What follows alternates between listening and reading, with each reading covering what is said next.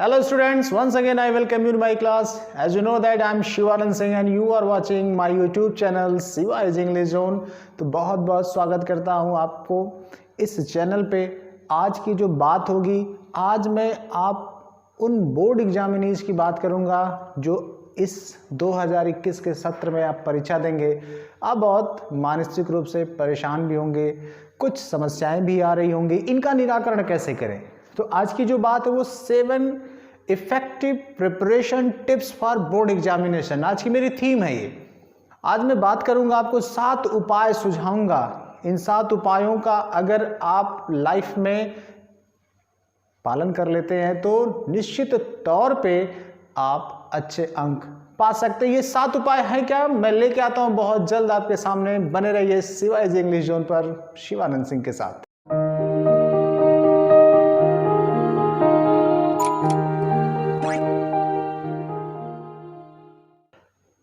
तो आइए शुरू करता हूं मैं आज की वीडियो। आपको जैसा पता होगा, सबकी ख्वाहिश है, सबकी चाहत है, आपके दोस्त हो, चाहे आपके फैमिली मेंबर्स हो, आपके टीचर्स हो, और आप खुद भी ये चाहते हैं कि अच्छे नंबर पाए जाएं ताकि फ्यूचर थोड़ा सा इजी हो जाए। लेकिन इस अच्छे नंबर पाने के चक्कर में कभी कभी हम बहुत सारी मिस्टेक्स कर जाते हैं, और ऐसी मिस्टेक्स जो हम पर भारी पड़ जाती हैं। कभी कभी तो ऐसा भी देखा गया कि बच्चे परीक्षा के तनाव में इतने डिप्रेस्ड हो जाते हैं कि वो डिप्रेशन का शिकार हो जाते हैं, हाथ पैर फूल जाते हैं, काम नहीं करते हैं, इतने ज़्यादा एक्साइटेड हो जाते हैं। ज़िंदगी में आप पहली बात है जान लीजिए, बहुत ज़्यादा एक्साइट होकर के या बहुत ज़्यादा डिप्रेस होकर के कोई भी काम नहीं किया जा सकता। काम करने के कुछ अपने तरीके होते हैं, कुछ अपनी योजनाएं होती हैं। अगर उसको सही तरीके से हम परफॉर्म करें तो हम बेस्ट रिजल्ट्स पा सकते हैं। क्योंकि जहां दिमाग की ज़रूरत है, कहां पर शारीरिक श्रम की ज़रूरत है, इन सब का एक प्रॉपर कॉम्बिनेशन होना चाहिए। आप बहुत ज़्यादा पैशनेट हो जाएं, आप बहुत ज़्यादा डिप्रेस्ड हो जाए, इसका कोई मतलब नहीं निकलता। कभी कभी मैंने देखा है कि जब मैं बच्चों को समझाता बताता हूँ अपनी क्लासरूम में, लाइव क्लासरूम्स में, तो वो थोड़ी देर के लिए मोटिवेटेड तो हो जाते हैं, लेकिन घर जाते जाते सारा मोटिवेशन पानी में, कोई फ़र्क नहीं पड़ता उनके। इस तरह के एक्साइटमेंट, इस तरह का मोटिवेशन का कोई मतलब नहीं है। किसी भी चीज़ को जानने समझने के लिए ज़रूरी है कि कैसे उसको एग्जीक्यूट किया जाए, और उसमें काफ़ी कुछ चीज़ें ध्यान देनी पड़ती हैं। खास करके अपने आप से आपको बातें करनी पड़ेंगी कि मैं क्या कर सकता हूँ, कितने स्तर तक कर सकता हूँ, कितनी ज़रूरत है, कितनी मेरी एनर्जी लेवल है, कितना मेरे पास टाइम है। इन सब चीज़ों पर अगर आप गौर करेंगे तो आप अच्छे रिजल्ट अवश्य प्राप्त कर सकते हैं। किसी की ना सुनो, अपने दिल की सुनो। आपसे बेहतर आपको कोई और जान ही नहीं सकता। तो मैं आज बातें करने वाला हूं कि वो 7 इफेक्टिव प्रिपरेशन टिप्स क्या है जिसके थ्रू आप अच्छे नंबर पा सकते हैं। तो सबसे पहले मैं तो ये कहना चाहूँगा कि सबसे पहली ज़रूरत है कि अपने आप को तनाव मुक्त रखा जाए, यानी कि learn to be stress free. कैसे अपने को तनाव मुक्त रखें, ये चीज़ आपको सीखनी होगी जीवन में। क्योंकि आपको पता है कि जब भी आप टेंशन में होते हैं तो आप एक छोटा सा कैलकुलेशन भी नहीं कर सकते, आता हुआ सवाल आपसे गलत हो जाता है। तो अगर आप तनाव लेकर के परीक्षा की तैयारी करेंगे या परीक्षा हाल में जाएंगे तो निश्चित तौर पे आप कुछ भी नहीं कर पाएंगे। आपके नंबर बढ़ने की बजाय घटना शुरू हो जाएगा और आप और हताश होते चले जाएंगे। तो मैं कुछ तरीके बताता हूँ कैसे अपने को स्ट्रेस फ्री यानी तनाव मुक्त आप रखें। तो पहली चीज़ है कल्टीवेट कॉन्फिडेंस। अपने अंदर विश्वास पैदा करिए। विश्वास मतलब मैं कर सकता हूँ।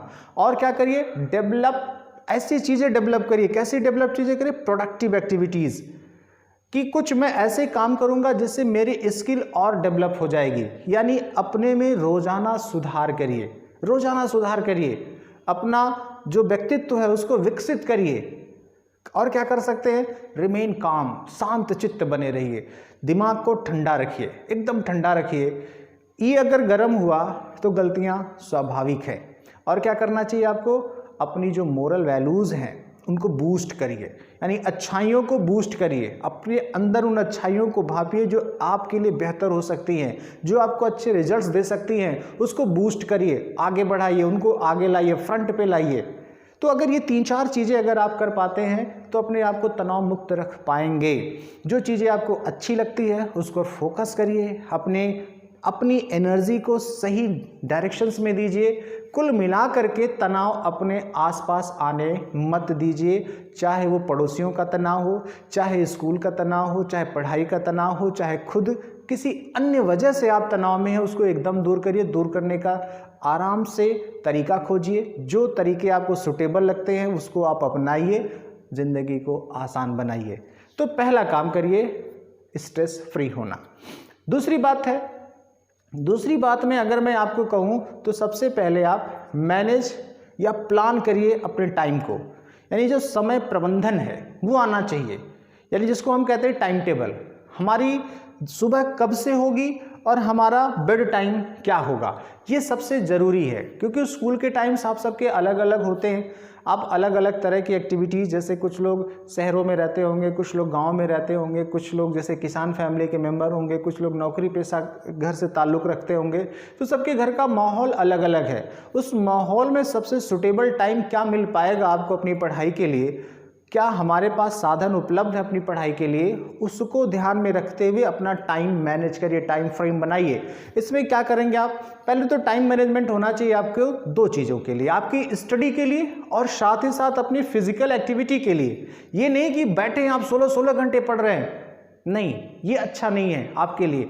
आप दोनों चीज़ों को मैनेज करिए, अपनी सेल्फ स्टडीज़ को भी मोटिवेट करिए और फिजिकल एक्टिविटी भी करिए, खेलना कूदना शरीर, क्योंकि शरीर स्वस्थ रहेगा तभी आगे कुछ कर पाएंगे आप, तो इसका गौर रखिए। दूसरी चीज़ अगर है तो परफेक्ट ब्लेंड बनाइए। किसका परफेक्ट ब्लेंड बनाएंगे आप, लर्निंग का और रिवाइजिंग द सिलेबस, यानी कि मैं कुछ नई चीज़ें भी सीखूंगा और रिवाइज भी करूंगा अपना सिलेबस, दोनों का ब्लेंड होना चाहिए, यानी मिक्सअप होना चाहिए। ये नहीं कि खाली आप सीखते जा रहे, रिवीजन पर फोकस ही नहीं है, पता चला एक तरफ सीख रहे हो एक तरफ से भूल रहे हो, ये नहीं होना चाहिए। आपने जो सीखा है उसको मेंटेन भी करना है और नई चीज़ें भी सीखनी है, इसका बहुत बहुत ध्यान रखिए। इसके लिए भी आपको टाइम निकालना पड़ेगा। यानी पहली चीज़ सिखाई मैंने आपको, ये बताना चाहता हूँ कि स्टडी के लिए और फिजिकल एक्टिविटी के लिए, दोनों के लिए टाइम निकालिए। आप नई चीज़ सीखने के लिए भी फोकस रहिए और पुरानी चीज़ जो सीख चुके हो उसको रिवाइज भी करते रहिए। ये अगर दोनों कर पाएंगे तो अच्छे से आप नंबर पा सकते हैं। अब बात करता हूँ नंबर 3 पे। नंबर 3 पे जो बात है वो बहुत खास है। क्या खास है? सबसे पहली चीज़ ये आपको जाननी पड़ेगी, take care of your health, कि अपने स्वास्थ्य का ध्यान रखिए। सबसे मूल पूंजी है ये। अगर आप स्वस्थ रह पाए तभी तो कुछ अच्छा कर पाएंगे। आपको पता होगा कि healthy mind leave in a healthy body, यानी स्वस्थ शरीर में ही स्वस्थ मस्तिष्क का रहना है। अगर स्वस्थ मस्तिष्क आप चाहते हैं तो सबसे ज़रूरी है कि अपनी हेल्थ का ध्यान रखिए। तो इसको एग्ज़ाम टाइम में क्या होता है, कभी कभी मैं ऐसे बच्चों को भी देखा हूँ जो बहुत फोकस्ड होते हैं, इतना पढ़ने के चक्कर में परेशान होते हैं कि रात 12 बजे 1 बजे तक पढ़ते रहते या सोए रहते, तो जग जाते, उठ के बैठ जाते, नहीं मुझे पढ़ना, किताबें पढ़ देते, घर वाले पकड़ के सुलाते, नहीं सो, नहीं पढ़ना है। नहीं बेटा, ऐसे कुछ नहीं होने वाला है। हर चीज़ को, जैसे ऊपर की 2 चीज़ें हैं, हर चीज़ को आपको वेल प्लान करना पड़ेगा। आपको ये देखना पड़ेगा कि मेरे लिए क्या बेहतर हो सकता है। मैंने कहा ना, टाइम टेबल सबका अलग हो सकता है, क्योंकि सबके घर का जो एटमॉस्फेयर है, फैमिली एटमॉस्फेयर, वो अलग अलग है, अलग अलग बैकग्राउंड से आप आते हैं। तो एक सूटेबल आपको प्रिपरेशन करनी पड़ेगी टाइम की। उसके बाद उसी टाइम में ये भी आता है कि आप कब सोएंगे, कब जागेंगे, यानी आपको प्रॉपर स्लीप लेनी, पूरी की पूरी नींद लेनी। अगर आप नींद नहीं लेंगे, और सबसे ज़रूरी चीज़ है डाइट, यानी कि भोजन। आपको कैसा भोजन लेना है, कितनी नींद लेनी है, आपको ये पता ही होगा कि कम से कम 6 घंटे तो अभी आप सोइए, बढ़िया साउंड स्लीप जिसको कहते हैं, गहरी नींद में आप सोइए। आप ऐसी चीज़ें खाइए जिससे शरीर आपका स्वस्थ रहे। अब आप पूछोगे कि क्या खाएं, ये भी बता दीजिए। नहीं बता सकता मैं, क्योंकि मैंने कहा कि आप अलग अलग बैकग्राउंड से आते हैं। कुछ लोग ऐसे हैं जो अपने पापा के साथ खेतों में भी काम करते होंगे, जो शॉप्स पे भी, कुछ बिजनेस में, अलग अलग आप बैकग्राउंड्स के हैं, तो आपकी एनर्जी कैलोरी लेवल भी अलग अलग है। उसके अकॉर्डिंग आप अपना फूड मटेरियल मेंटेन रखिए। कहने का तात्पर्य है कि आप भोजन की वजह से बीमार न पड़े, ठीक है। नींद भी पूरी लीजिए, सोना भी जरूरी है। अगर आप नींद नहीं लेंगे तो सर में भारीपन, दर्द होगा, तो पता चला कि आगे की पढ़ाई आपकी डिस्टर्ब हो रही, पढ़ने के चक्कर में ऐसा न होने पाए। फिर दूसरी चीज़ आती है जो बार बार आपको बचपन से सिखाया जाता है कि बेटा जल्दी सो जाओ ताकि जल्दी उठ जाओ, ठीक है। जल्दी सो जाओ ताकि जल्दी उठ जाओ। इस बात का भी आप गौर करिए। ये नहीं कि आज आपने मौका पा लिया तो सोए पड़े हैं आप 10-10 घंटे तक।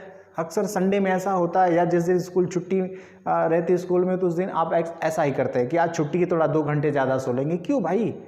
छुट्टी सोने के लिए नहीं मिली है, छुट्टी आपको रिफ्रेश होने के लिए मिली है। सोगे, अगर आप सोगे तो आलस बढ़ेगा। ऐसा नहीं है कि आपकी नींद नहीं खुलती, नींद खुल जाती, आलस से घेरे रहता है। और कहा गया है, अच्छे अच्छे गुरुओं ने कहा है कि आलस्य से समीपवर्ती दूसरा सब कोई और शत्रु नहीं है। सबसे बड़ा शत्रु सबसे पास में रहता है, आपकी रजाई में आपके साथ सोता, आपके तकिए पे रहता है।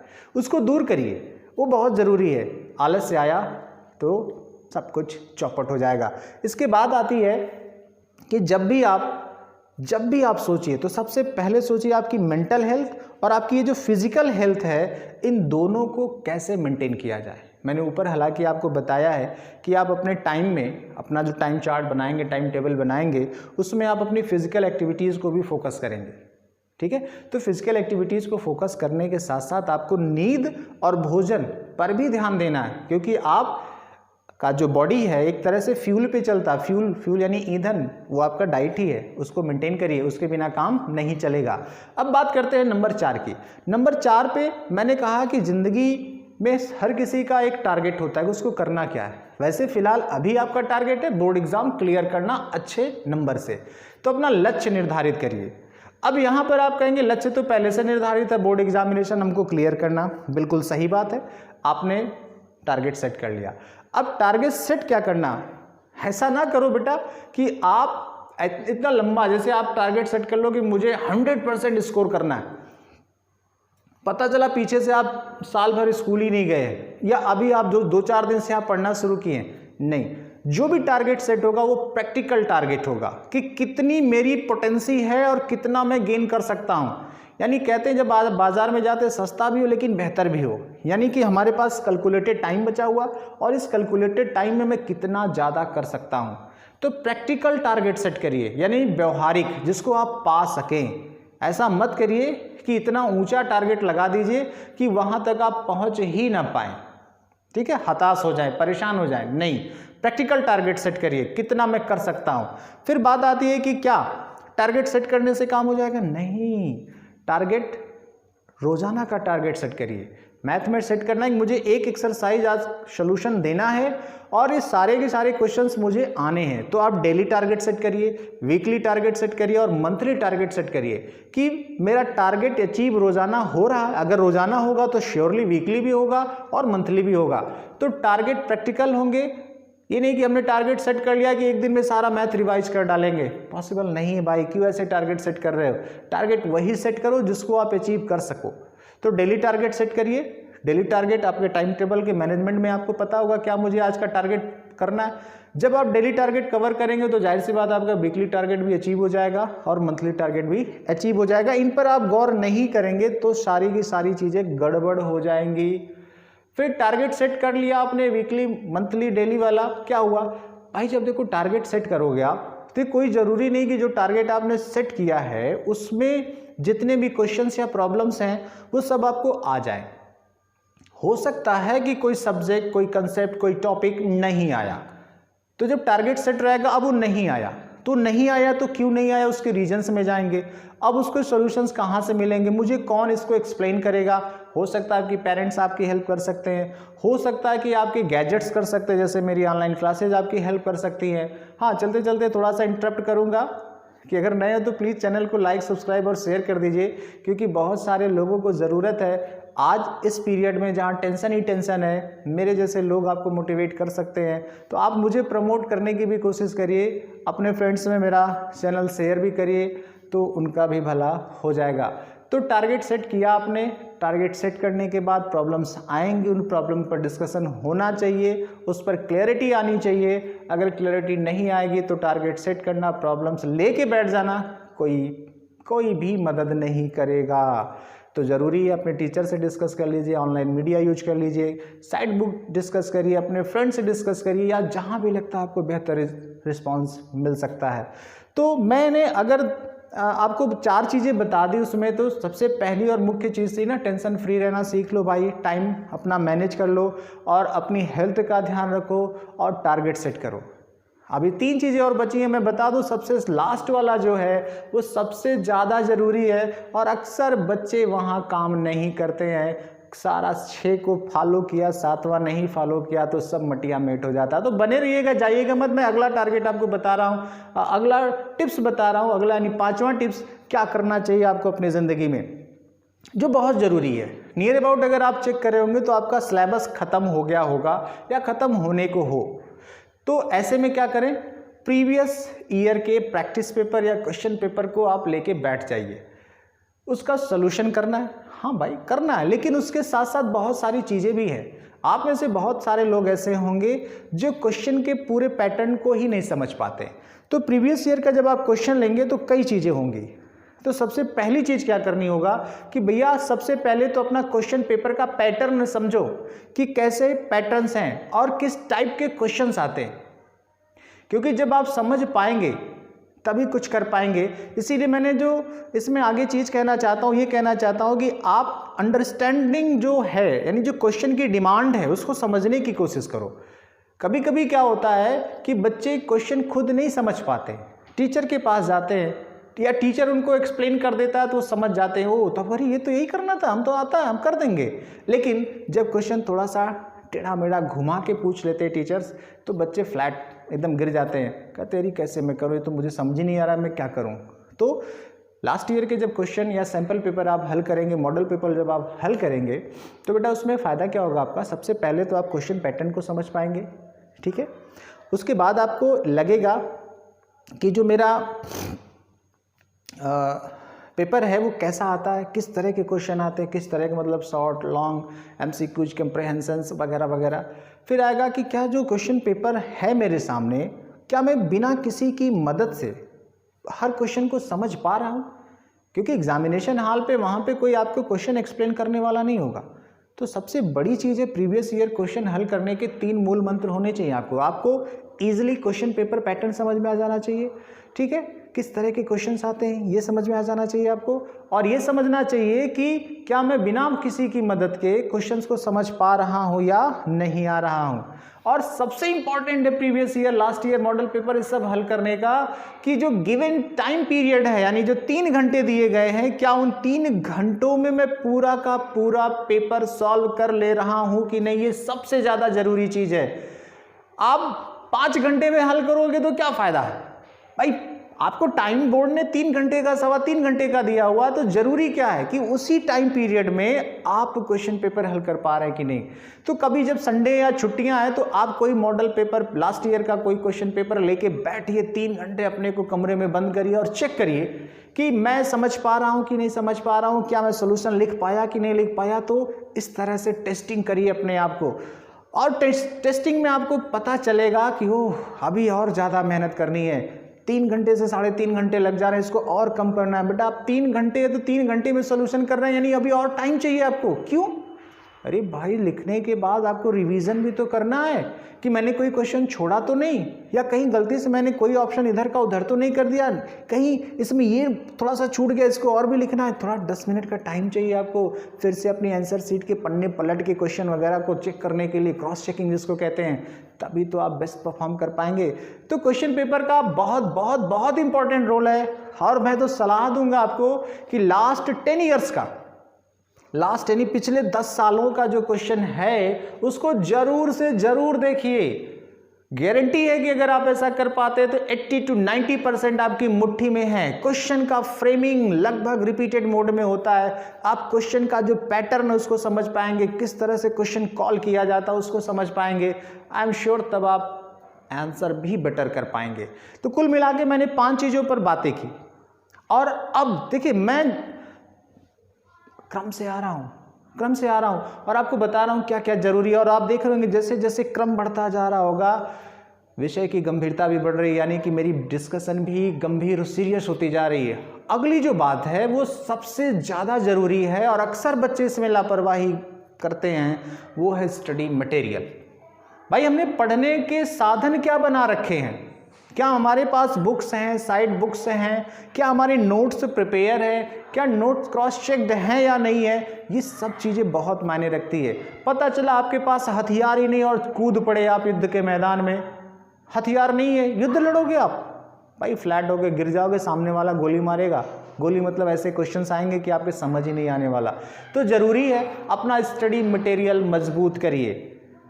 उसमें कैसे क्या कर सकते हैं आप, भाई बहुत ही बात है, आपके टीचर्स आपको जब लेक्चर्स प्रोवाइड करते हैं, नोट्स बनवाते हैं, ठीक है, आप कुछ सेल्फ स्टडी करते होंगे तो उसमें भी आप नोट्स बनाते होंगे। अगर ऐसा नहीं कर पाए तब क्या होगा भाई, आपका कुछ नहीं हो सकता। यानी कहने का मतलब वेल प्रिपेयर्ड आपके सब्जेक्ट नोट्स होने चाहिए, ठीक है। अब ऐसा क्या हो सकता है, अगर कभी कभी नोट्स बनाते हैं आप, उसको रिवाइज करते हैं, पढ़ते हैं, तो मिस करता है कुछ, यानी कन्फ्यूजन जनरेट होती है। अगर इनकेस कन्फ्यूजन हुई तो तुरंत उस सब्जेक्ट टीचर से कांटेक्ट करिए, पूछिए सर ये चीज़ कैसे हो गई, क्यों हो गई, मेरी समझ में नहीं आ रहा, लिख तो दिया लेकिन अब भूल गया हूँ, पता ही नहीं चल पा रहा है। कन्फ्यूजन तुरंत दूर करिए। स्टडी मटेरियल्स बहुत वेल प्रिपेयर्ड होने चाहिए, एकदम प्रॉपर होने चाहिए, कन्फ्यूजन उसमें बिल्कुल भी नहीं होनी चाहिए, बात ध्यान रखिएगा। तीसरी बात अगर इसमें करूँ मैं तो टारगेट करिए। टारगेट क्या करना, वो इंपॉर्टेंट क्वेश्चंस, वो इम्पॉर्टेंट कंसेप्ट जो बार बार, क्योंकि इसके पहले वाला जो मैंने नंबर 5 में डिस्कस किया कि प्रीवियस ईयर का क्वेश्चन पेपर आपको देखना है, तो उस क्वेश्चन पेपर में आप देखेंगे जो मैंने कहा रिपीट होगा कि कौन कौन सी चीज़ें हैं जो बार बार पूछी जा रही हैं, यानी ये कंसेप्ट बहुत इंपॉर्टेंट है, ये क्वेश्चन बहुत इंपॉर्टेंट है, इस पर फोकस करना चाहिए, उसको आपको अच्छे से पढ़ना चाहिए। अगर आप ऐसा नहीं कर पाते हैं तो जाहिर सी बात आप चूक कर रहे हैं, ऐसा बिल्कुल ना करिए। कन्फ्यूजन होती, कन्फ्यूजन दूर करिए, इंपॉर्टेंट जो लग रहा है उसको इंपॉर्टेंट मान के पढ़िए, बेटर उसकी प्रिपरेशन करिए। और सबसे बड़ी चीज़ बेटा, जो नंबर 4 में अगर कहूँ अपने स्टडी मटेरियल्स में, आप डायग्राम, फिजिक्स, केमिस्ट्री, बायोलॉजी, ठीक है, कुछ चीज़ों में डायग्राम्स आते, डायग्राम पर फोकस करिए, प्रैक्टिस करिए कैसे बने, क्योंकि ये टाइम टेकिंग प्रोसीजर्स होते हैं और आपको टाइम ही बचाना है।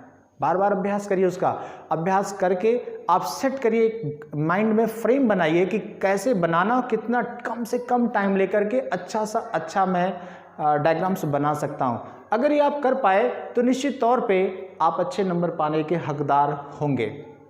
और जैसा मैंने कहा कि मेरा 7वां जो टॉपिक है, 7वां जो टिप्स है, पॉइंट्स है, वो बहुत ही इंपॉर्टेंट है। अगर आप ऊपर के 6 फॉलो भी कर लेते हो, अगर 7वां फॉलो नहीं करते हैं तो निश्चित तौर पे भाई साहब सब किया कराया बेकार चला जाएगा। और वो चीज़ है जिस पे मैं आपसे बात करना चाहता हूँ कि प्रेजेंटेशन ऑफ योर आंसर, यानी उत्तर को कैसे लिखें, यानी जो आंसर शीट है उस पर कैसे काम करें हम। मैंने कहा ना, आंसर शीट एकदम आईने जैसी होनी चाहिए, यानी जो आप सोच रहे हो, जो आपका आंसर है वो दिखना चाहिए उसमें, कि जो एग्जामिनर है, जो कॉपी चेकर है, उसको बिल्कुल भी कंफ्यूज ना करें आप। एकदम अच्छे से सजा के, जैसे हम थाली में भोजन परोसते हैं, उसको डेकोरेट करते हैं कि सामने वाला जो कस्टमर है उस पर अट्रैक्ट हो और बेटर रिस्पॉन्स दे। कुछ ऐसा ही काम आपको करना है। तो करना क्या होगा, सबसे पहली और इम्पॉर्टेंट चीज़ है हैंड राइटिंग। आपकी लिखावट साफ सुथरी होनी चाहिए।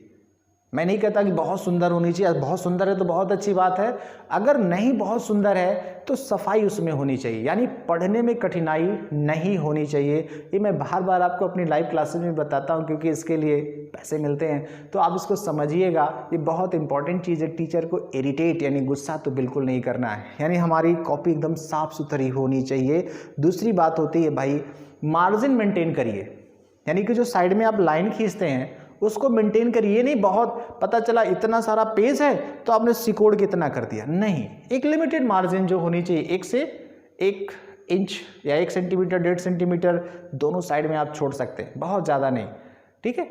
और इसके बाद की बात आती है कि जो आपकी आंसर शीट है उसको एकदम नीट एंड क्लीन रखिए। ये नहीं कि कोई फिगर बनाया तो बार बार रगड़ के पेज गंदा कर दिया, या कोई आंसर गलत हो गया तो लगे उसको इतना ज़्यादा रगड़ के गंदा कर दिया कि अजीब सा फील हो। नहीं, आपकी हैंडराइटिंग बेटर होनी चाहिए, ठीक है। आप मार्जिन वेल मेंटेन करिए, कॉपी एकदम नीट एंड क्लीन हो। जो आपको लगता है कि ये चीज़ मुझे हाईलाइट कर देनी चाहिए, उसको हाईलाइटर नहीं तो रेड ब्लैक पेन या ब्लू पेन से उसको अंडरलाइन कर दीजिए, ताकि आंसर आपका झलकता हुआ दिखे। इससे आपका क्या होगा, आंसर जब बहुत इफेक्टिव होगा, टीचर्स आंसर को खोजना नहीं पड़ेगा, वो खुद आंसर अपने आप फोकस्ड हो जाएगा और बिना, है ना, बिना स्ट्रेस का टीचर आपको नंबर देगा, प्रसन्न रहेगा और थोड़ी बहुत अगर गलतियां भी होगी तो इग्नोर कर देगा और आपके फ़ायदे की बात हो जाएगी। तो इस तरह से देखिए तो 7 टिप्स आपके बहुत काम आ सकते हैं। मैं उम्मीद करता हूं कि ये चीज़ आप फॉलो करेंगे और एक बेहतर रिजल्ट देंगे, अपने लिए देंगे, अपनी फैमिली के लिए देंगे, अपने टीचर्स के दे लेंगे और मैं जानता हूं आप रीज़न बनेंगे सबकी हैप्पीनेस का। सो smile please and follow all these 7 tips for your board examination preparation. Well done, बहुत अच्छा करेंगे आप, मुझे पूरा का पूरा भरोसा है इस बात का। तो भगवान आपका भला करे। इसी के साथ बाय बाय।